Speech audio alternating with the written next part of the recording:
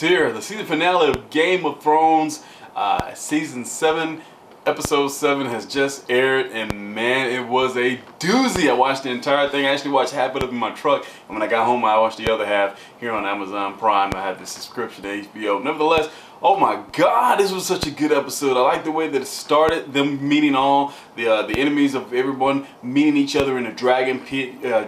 Dragon pit. They had Queen Daenerys, they had her brother, they had Bronn, they had the Hand. They had the Hound.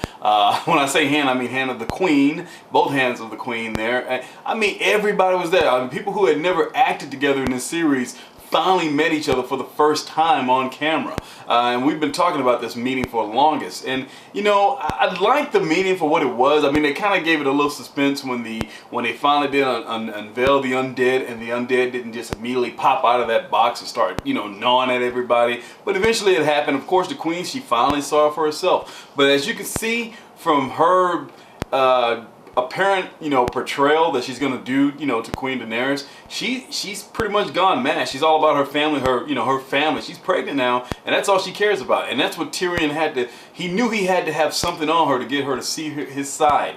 But little did he know, she didn't really see his side. She still has a thing up her sleeve, you know. And of course, Jaime, he had to make a decision. You know, what are you gonna do? I can't. I've already pledged my troops. You've seen the undead. We got things to do. We got to fight this thing. But no, you still want to hold on to these petty grudges. Win the land. What do you think? We're going to win the land. We're going to keep it from the undead. They're going to come and they're going to take this too. So he pretty much bailed on her. And she, you know, she was mad to my no one ever leaves her. She's pretty much lost it. Of course, it finally got unveiled that Jon Snow is actually a Targaryen. I mean, this has been speculation on the internets now for a long time, and now it's finally been said. And you know, they just put it out there. But you know, you've got some nephew doing his aunt. So I'm not really sure how. Yeah, it's gross. I mean, everybody was like, well, they're gonna get together, but that's his aunt. Her brother was his father. So she's, in essence, Daenerys is pretty much, you know, sleeping around with her nephew. And I'm wondering if they're gonna address that next season. You know, whatever. So yeah, it came out, and it is what it is. He's the true heir to the Iron Throne. Will he want it? Probably not, but we'll see what happens.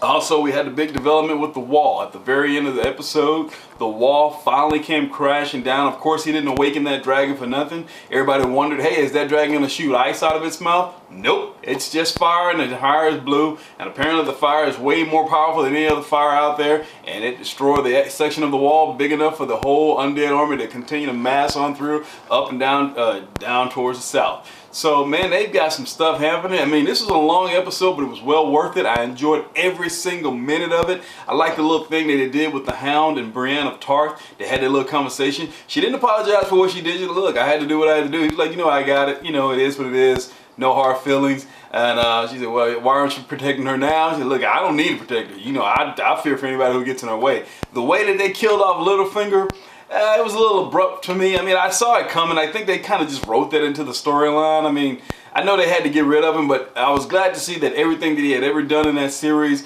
finally came to light, and he was held accountable for it. And, you know, and Arya, she quick. You know, she wouldn't hesitate. She's like, I'll be the executioner. I don't need to be the lady, but I'll be the executioner. That's my job. And man, she was efficient. And sure enough, she opened up his throat, and that was the end of that. So, you know, that's the end of that storyline. Two sisters are not going to be arguing with arguing with each other or anything like that. They're going to, you know, come together, Starks all together. Fine, whatever. I like the little meeting that the King of the North, Jon Stark, had with the brother that betrayed them. I can't think of his name right now. But I like the little meeting he had with him. Telling me, look, I can't forgive you for everything that you've done. Theon, I'm sorry. I can't forgive you for everything that you've done, but I can forgive you for the things I can't forgive you for. And pretty much still gave him a pep talk. So even though you did what you did, you're still a Stark. You're a Greyjoy too, but you're still a Stark. You grew up with me, and I may not like you, I may hate you, but I still love you because, you know, we grew up together and you're still my brother. I like that. I mean, that's family. I like how family still has to come together.